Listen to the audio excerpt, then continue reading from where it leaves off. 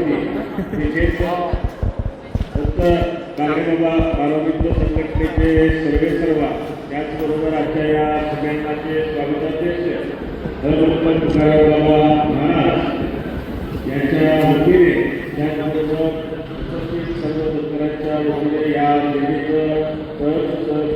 स्वागत आहे। थोड्याच वेळामध्ये आपला जो नियोजित कार्यक्रम आहे हा इथे पार पडणार आहे, तरी सर्व आपल्याला या वेळेला उपस्थित राहून ही विनंती। धन्यवाद।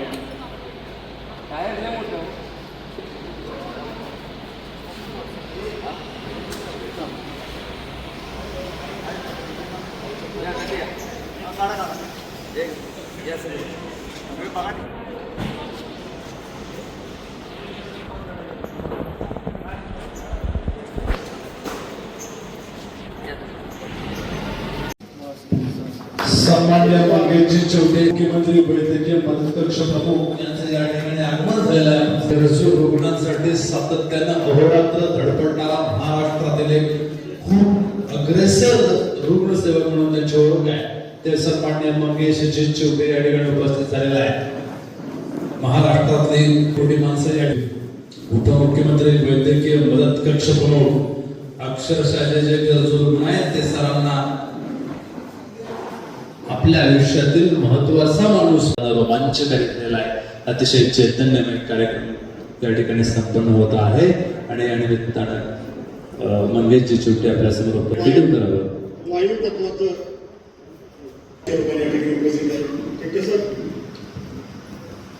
थोडक्यात ते सांगतो मी तिथं तीनचा शो हाऊसफुल झाला आणि मग 4च्या शोला गंभीर लोक खाणार आहे आणि तर ती नोंदली आणि ती लोक बसले आणखी लोक वाटले आणि नाव पुकारलं आला की बोलत परत 40 महाराज की धर्मवीर छत्रपती श्री संभाजी महाराज की। खर तर मी मनापासून दिलगिरी व्यक्त करतो, मला या कार्यक्रमाच्या साठी यायला खूप उशीर झालेला आहे।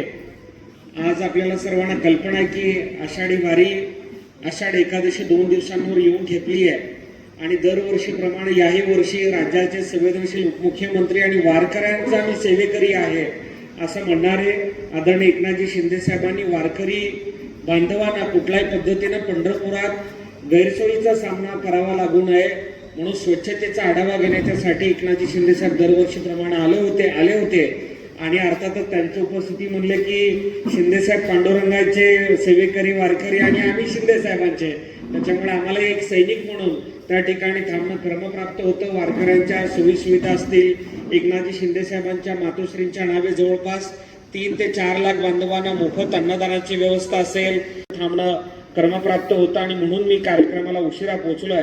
खरं तर मला 10 वाजून 10 मिनिटांना सांगलीला पोहोचायचंय, मला महालक्ष्मी एक्सप्रेसनं जायचंय, त्यामुळे वेळ खूप कमी आहे। मी आपल्या निष्काम कर्मयोगी गाडगेबाबांच्या पावलावर पाऊल ठेवून कार्यरत असलेले आणि समाजसेवेसाठी आपलं अवघं जीवन समर्पित केलेले तुकाराम बाबा महाराजांचं मनापासून मी स्वागत करतो। जोरदार टाळ्या वाजवून आपण त्यांचा आणि त्यांनी मला सांगितलं की मी तुमच्याकडे 4 बाजूंनी बघतो, एकतर कार्यतत्परता, कार्यकुशल, आणखी एक आरोग्य दूत आणि सगळ्यात शेवटी ती म्हणले की दिलेला शब्द पाळणारा म्हणजे मंगेशजी अशी ओळख आहे।